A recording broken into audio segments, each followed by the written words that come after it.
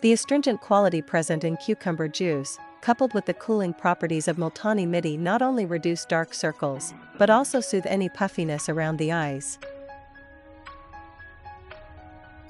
Today in this video, I will share how to make DIY face mask for oily and acne-prone skin.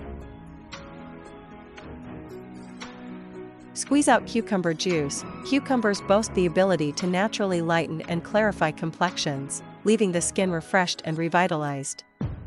The secret lies in cucumbers' high content of super skin-friendly ingredients like vitamin C, folic acid, caffeic acid, and natural astringents. Blend it with Multani Mitti to form a smooth paste. Spread this mixture over your face, allowing it to dry. Wash off with water and gently pat dry. Multani Mitti is backed by oil-absorbing properties, which help control the excess sebum produced by sebaceous glands.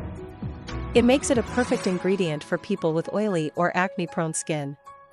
It reduces oiliness, unclogs skin pores, and prevents acne and pimple breakouts.